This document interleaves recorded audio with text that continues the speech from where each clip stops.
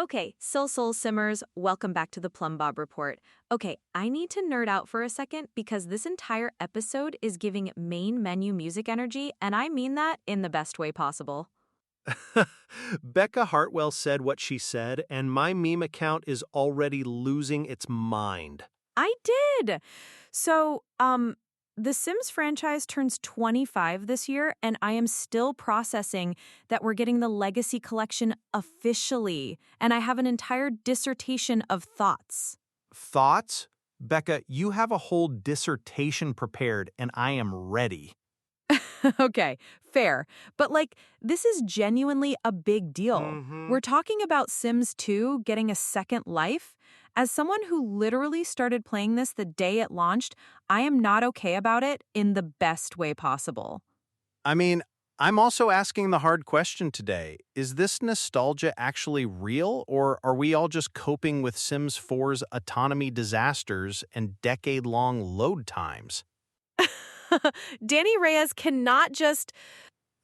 I'm just saying what everyone's thinking. My community has been saying this since the Renee announcement. Okay. We are getting into that. We're also Yeah. going deep on how Sims 2 basically invented content creation before YouTube even existed, and how that legacy still shapes what we're doing today. Accidental machinima studio. That sim is absolutely not okay, and honestly, neither were any of us back then. And the Simstalgia zine. As a gallery creator myself, seeing the community still pouring energy into celebrating Sims 2 like that, living proof the heart never died. So basically, nostalgia, chaos, 25 years of catastrophic autonomy fails, and Danny's unhinged hot takes.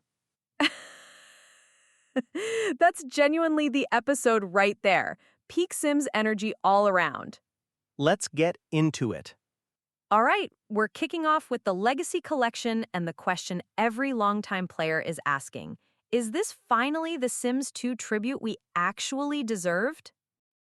We want to hear from you.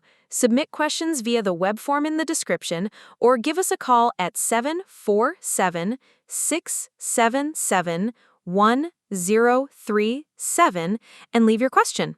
Don't be shy. Soul, and also, what took so long? 25 years and EA finally throws the community a bone. Motherlode energy right there. I'm laughing and we're already off the rails. Welcome back to the Plumbob Report, everyone. I'm Danny. I have not slept in like 30 hours, and the Sims Legacy Collection is real, and I'm absolutely not okay. The chaos is unhinged. I absolutely got a little misty-eyed. 25 years of memories for me, and we are diving deep today, Danny. Like, my brain cannot compute that. I wasn't even in kindergarten when Sims 2 launched, and I didn't discover the chaos until high school. But the cultural moment? Yeah, I feel it now. And I was 10 years old in the year 2000, sitting in front of a family computer, watching my Sim set herself on fire, making mac and cheese. Devastated me for a week.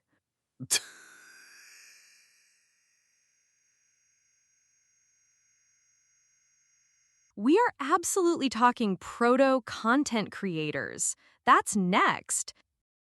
Okay, I need to nerd out for a second, and I mean really nerd out, because this is the part I have been waiting to talk about since we started planning this episode.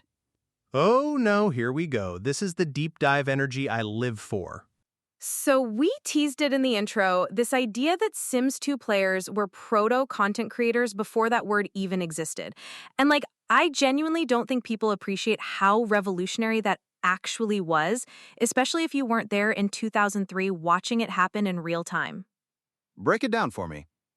So, Sims 2 shipped with this in-game camera system. You could control angles, set up cinematic shots, use lighting tools that wouldn't be standard in most games for years. Wow. And the animations, the facial expressions, the character models had soul. Genuine, readable emotion that actually communicated what they were feeling. It was revolutionary for a life sim. Okay, real talk. Sims 2 had better facial expressions than half of modern AAA games, and my 200K followers will back me up on this one. I will absolutely die on that hill. You're absolutely not wrong. And that combination, the camera tools, the expressive animations, the sandbox storytelling, it turned the game into this accidental machinima studio for everyday people. It was genius, honestly.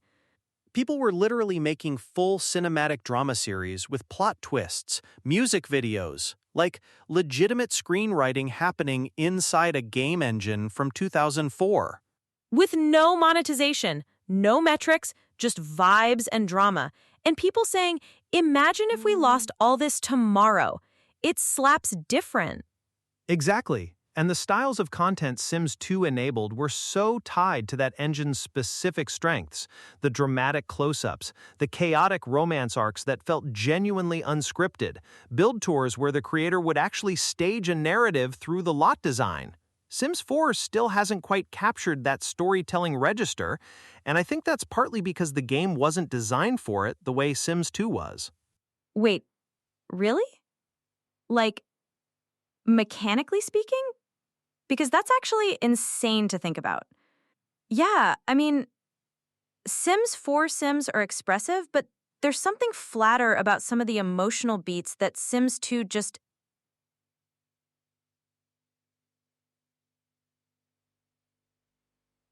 Oh, this is such a good pivot. So, for anyone who doesn't know, Simstalgia is a community-made zine that's basically a love letter to this entire era. Fan art, essays, creator retrospectives from people who were there. And the fact that it exists, that people are still pouring creative energy into celebrating Sims 2's cultural moment in 2025, as a gallery creator myself, that hits different. That's not nostalgia. That's people saying, this mattered, and we're not letting it die. That's not nostalgia tourism. That's a living, breathing community that absolutely refused to let this era disappear. Full stop. Exactly. The grassroots creative culture that Sims 2 built didn't just vanish. It evolved into something living. Modders, gallery creators, zine makers, apparently podcast hosts now. It's all the same DNA, same passion, same I'm making this because I need to exist. The autonomy said, make something and share it, and the community said, yeah, okay, forever. That's genuinely the most accurate thing you've ever said. I have my moments.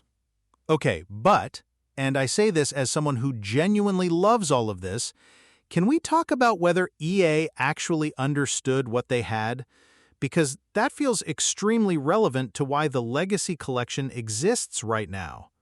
Oh, that is a great segue, because the Legacy Collection announcement is sending us signals about whether EA actually understands this history, or if they're just now realizing the community was keeping their legacy breathing.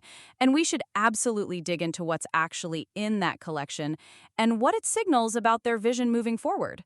Yeah. Is it a love letter, or is it a cash grab? Or, and I'm genuinely asking, is it EA finally admitting that the community was doing their job for them the whole time? Both. Honestly, probably both, but in ways that matter way more than people realize. Let's dig into it. Okay, so we've been talking about what Sims 2 was. Let's talk about what EA actually did with it. Right. The Legacy Collection. Because my first reaction was, okay, honestly, suspicious. And my entire meme account immediately flooded with, is this it? Questions.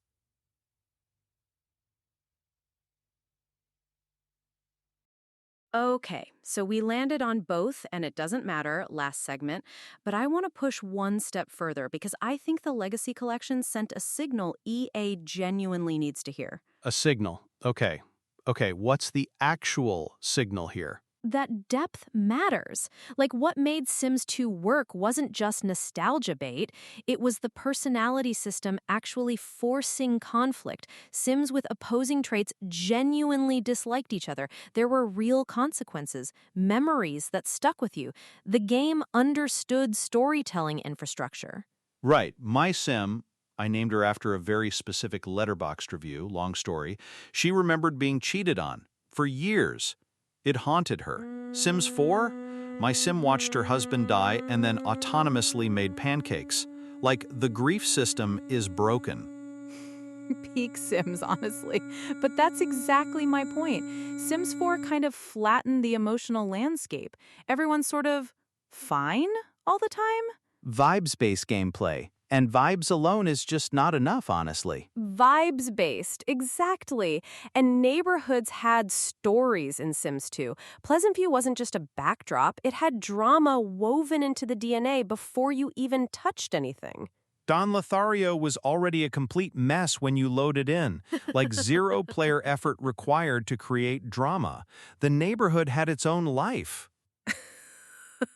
He absolutely was a mess. And that's the thing. That storytelling infrastructure, the consequence-driven gameplay, the neighborhood memory, the personality friction, Sims 4 just didn't carry that forward.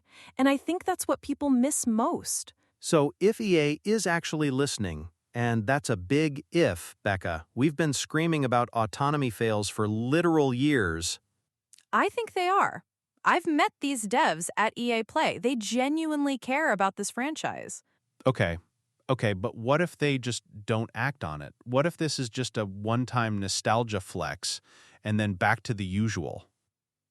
Well, then we keep yelling into the void lovingly. But here's what I genuinely believe. The re-release numbers, the community response, the Simstalgia zine absolutely blowing up, that's all data. And EA reads data. Motherlode energy for The Sims 2 re-release, honestly. No notes. That's exactly the energy. And speaking of the community, we have to give major credit to the Simstalgia zine team. Like, they kept this spirit alive, kept it breathing before EA even remembered this game existed. Genuinely. Fan projects, modders, legacy players running Sims 2 on literal duct tape and hope. That community is the entire reason there was nostalgia to capitalize on. EA didn't build this, they just woke up. 100%. And if you're a new player just diving into the Legacy Collection for the first time, okay, I cannot help myself. Build tip incoming. Called it so hard. Chuckling. Start in Pleasant View. Don't build from scratch yet. Just live in the existing lots first. Let the neighborhood tell you its story. That's genuinely how Sims 2 is meant to be experienced. That is actually genuinely incredible advice. Thank you.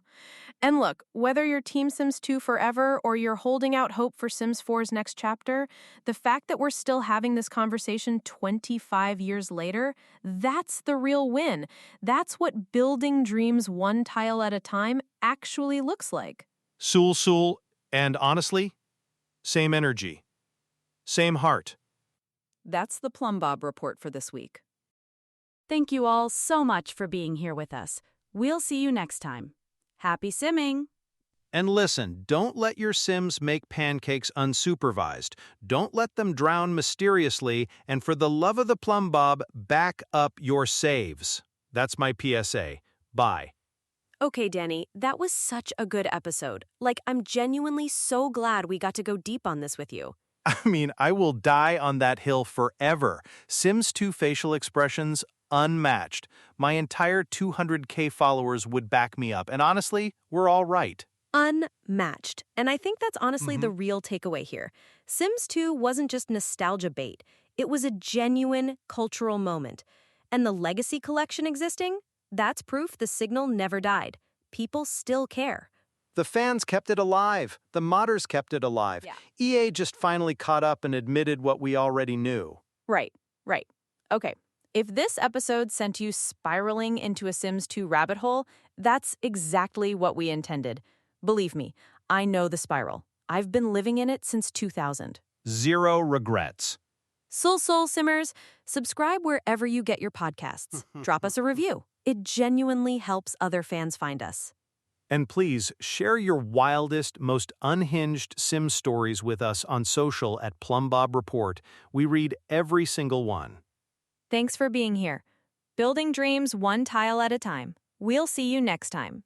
Stay chaotic, Simmers. Here for the community chaos. Bye.